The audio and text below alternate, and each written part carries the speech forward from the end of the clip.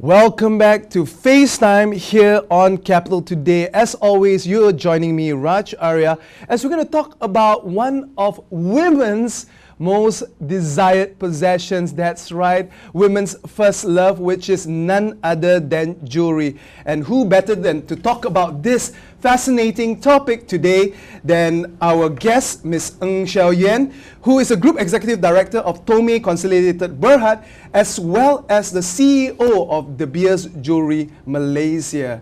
Ms. Ng, thank you for being on our show today. Hello, Raj. Good morning. Good morning to you. Now, before we talk about women's favorite subject, of course, we would love to hear a bit about your personal background and perhaps your journey before embarking in this specific industry.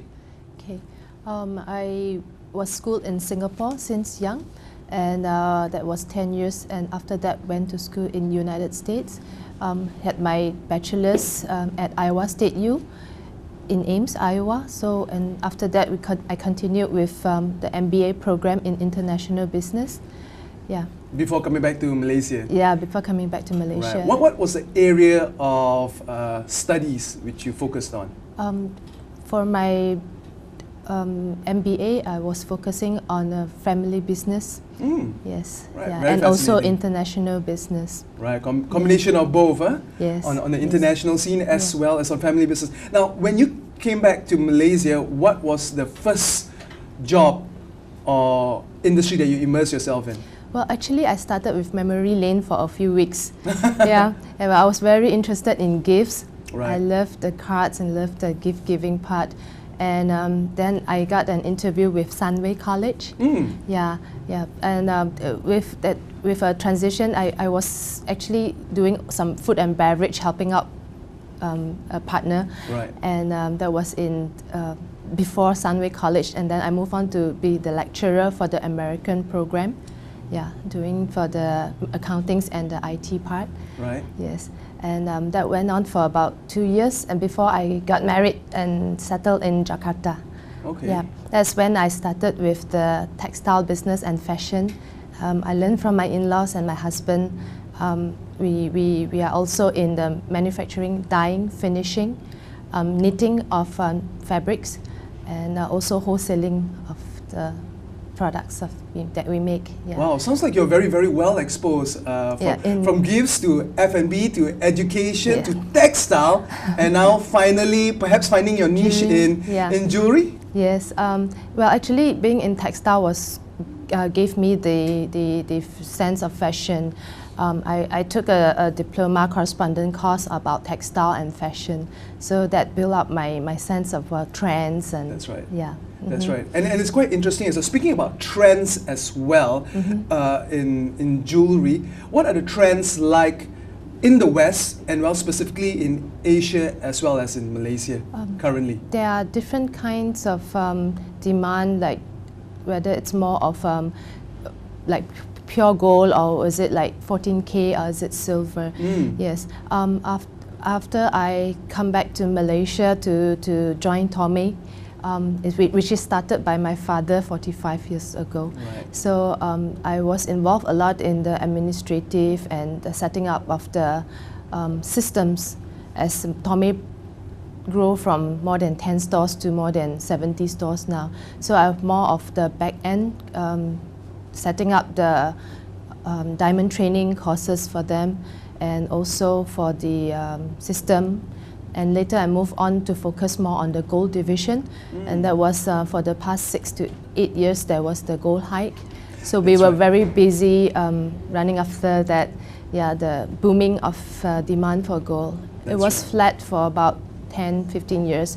So then when I started the gold to work in the gold division, it was the boom period. So we introduced many brands of gold. We have the Bata Gold, Prima Gold, and we also brought in the brands such as Hello Kitty, and from Warner Brothers, the Baby Looney Tunes. Right. Yeah, and now we are also working on new characters from Warner Brothers. That's right.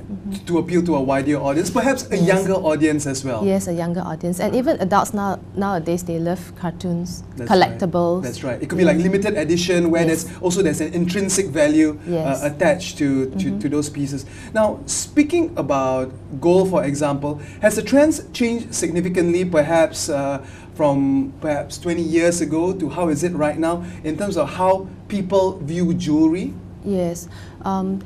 Gold has always been part of Asians' savings and also adornment, wedding gifts. Yeah, sure. It's part of the culture that we need some form of gold.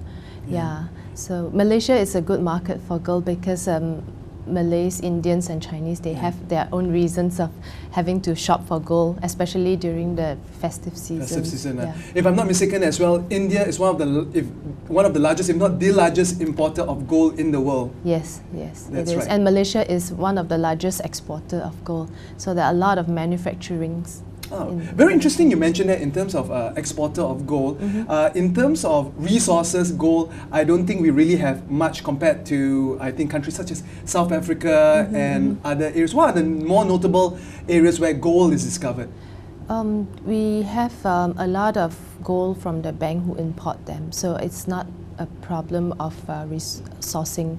It's more of a problem of getting the labor to make the gold because it's quite labor intensive. Right. Very, very specialized traits that you need to have. Huh? Now, you mentioned that your father set up this company 45 years ago. Yes. Curiously enough, why did you not come into the family business? I'm sure you get this a lot as well. From day one itself, only coming in quite a number of years later. Yeah, like 35 years.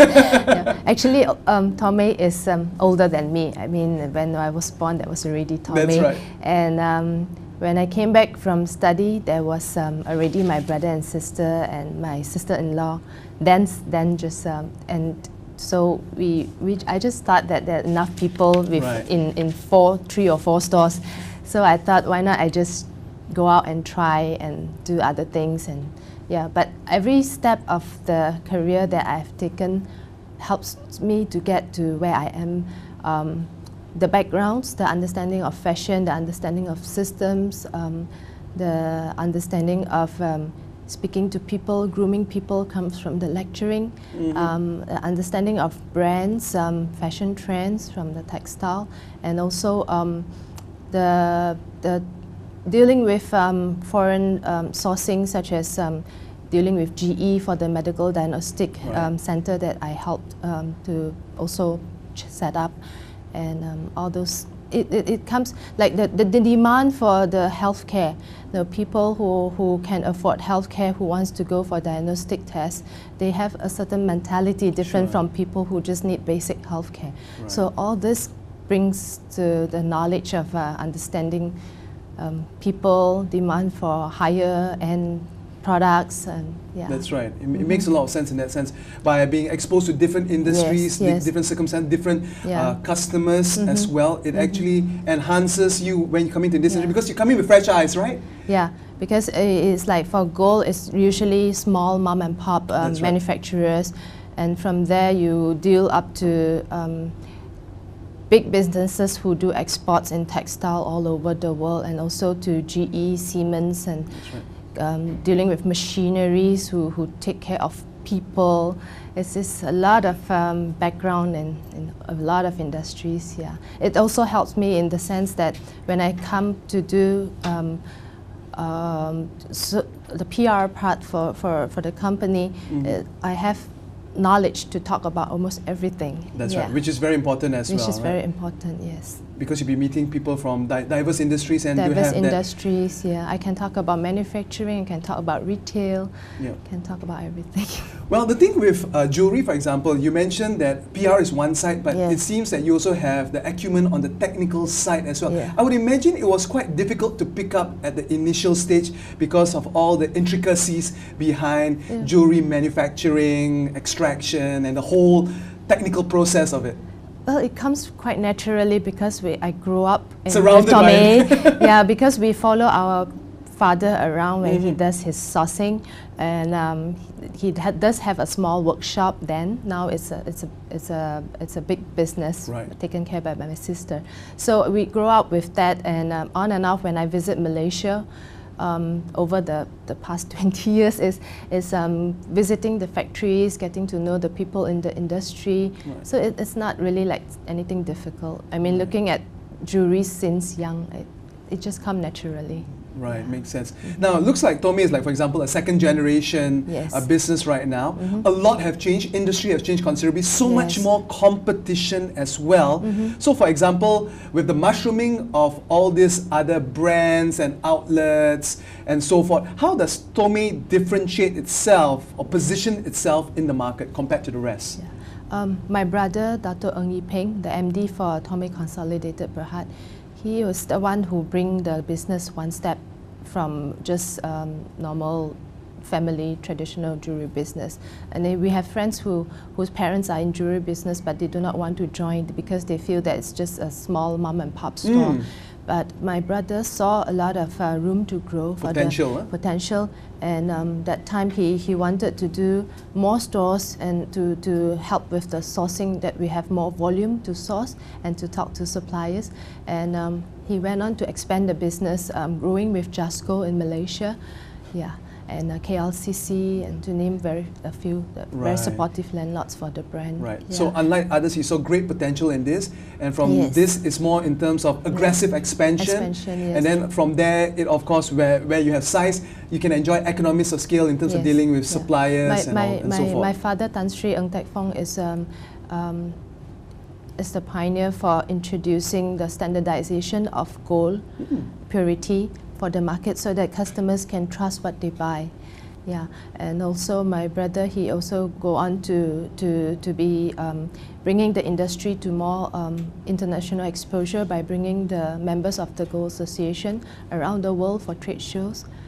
To increase the exposure for the industry overall. Right. That's very important, because the credibility and reputation, because we hear a bit of horror stories in the past as well in terms of purity of gold, coated gold outside, but inside is totally different, and a lot of customers have that bad taste left in their mouth. Yes, we want to look at building customers in the long run. We do not want to just do funny things and make them lose trust and faith in us.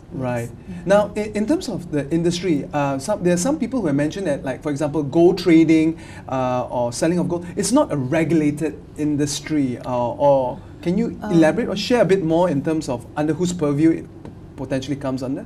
I think the Gold Association pushes very hard on the standardizing of gold. Gold purity, we have my father helped to set up the FATMAS to test the purity of gold. Being a listed company in Malaysia, we go through very strict QC process, and every batch of our products goes through FATMAS test for purity. This is the assurance of quality that Tome's deliver to the customers. Now, in recent years, you have mentioned quite poignantly that gold prices has shot up quite a fair bit. Of course, it has come down somewhat in the last year and a half. Now, with the rise in gold prices, how did it affect your business in terms of revenue, sales, and so forth? There is a shift in terms of like selling because of the worldwide craze about gold, collecting gold, keeping gold. There tend to be a increase in gold sale. Yes, and according to the market trend. So people are starting to buy gold bars for collecting and commemorative coins. Investments. Yes. So in that sense, it brought up the sale quite a lot. So you don't just deal solely in jewelry per se, but as well as actual when it comes to jewelry, my brother, he has the very good instinct about the market, that the younger generation are coming into brands. They want something to show their friends that it's from a particular brand that they shop with. So he came up with the idea of targeting the younger segment. We set up the My Diamond brand. Yes, and then we moved on to acquire Gold Heart from Singapore Principal, and that was like 2 years ago. So we have the Gold Heart and My Diamond, who are is specializing in jewelry, just the diamond jewelry. Right. Yes, and we also start up our own in-house La Lumiere diamond brand. Right. That makes a lot of sense because traditionally we look at the customers tend to be maybe perhaps an older generation, yes. perhaps the 30s, 40s who Yes. buy jewelry, but now Yes. it's like focusing on a new market which Yeah. has of course the disposable income to Yes. actually buy. Yeah. It's just now a matter of making it more, Yeah. how to say, attractive in terms of more being lifestyle based. Is that right? Lifestyle based and more working women in the Mhm. society, they can afford to spend on their luxury part. Yeah, not just the housewives That's right. anymore. Yeah, women. The social trend is that women work, That's and right. with that, they have the chance to spend on luxury items on That's right. themselves. Yes. Professional career women. Professional career. Yeah, more and more working women. Right. It changes the trend in the market. They do not necessarily want to follow their mom to That's the right. jewelers. They Gone want are the days, something yes. more trendy and Yes. yeah. That's right. Makes a lot of sense. Now, one thing is from what we have discussed, your brother seems to have great foresight and vision Yes. in terms of seeing all this potential Yes. before it actually eventuates. Now, one area which I'm personally interested in is 50% of the market. Well, 50% of the population are women. 50% is, of course, men. Now, Yes. you wouldn't think of jewelry and men going hand in hand. Is there a specific area where now that there's jewelry catered for men? Well, when it comes to jewelry catered for men, it's really a lot less than what we have in the store for women. But when it comes to male customers, it's really mainly they want to buy something as a gift That's for right. their mom, for their Girlfriend, fiancés, wife. girlfriend, That's right. wife. Gift giving, it's an important part of our business also, because they buy for their business partners, or they buy for wishing people like their 50th anniversary, 50th birthday, things like that. That's Yeah. right. Yeah. Makes a lot. But makes- we have so much collection that people have come to our store and say this is really beautiful, and they really want to have a piece of that as their collection. Yeah, for example, the Bata Gold. We work with Bata from China. They are one of the largest wholesaler and franchisor for 3D gold, symphony gold, and all this kind of craftsmanship and finishing are not available anywhere else in the world. So we have a very special product for the customers. They look at it and they love it very much. Yeah. Fantastic. Yeah. fantastic. So it's not just about buying gold. I always see it myself as a retailer, and retailer, you are in also a gift business. So why would they want to buy from a jeweler, a goldsmith, versus why would they want to buy a watch instead for a gift? That's You are not just competing with jewelers, you are competing with the entire retail of gift business. Well said. So that by traveling a lot and being part of the World Retail Congress participant and taking part in World Retail tours is really to bring up my scope of looking at things, to widen my perspective, that I don't want to see myself just as a jeweler but also as a retailer. That's right. Yes, That's yeah, right. that's very important, because not many jewelers are in the high street. Look at Regent Street, look at New York. We only have some big names around the world, but most of the jewelers are just mom and pop stores. Well said, well said. So Yes. you have to look at it from a different perspective altogether. Xiaoyan, okay, hold that thought for a moment because we're going to have to take a commercial break right now, but please don't go away, because later in the second part of this interview, we're going to talk about one of the world's most notable brands, which is De Beers, and how they came into Malaysia thanks to Tomei, and how you will get a chance to be able to see this fantastic collection next week itself in conjunction with the Mercedes-Benz Stylo Fashion Grand Prix. To find out more, please don't go away, because we'll be back very, very shortly with the second part of this interview.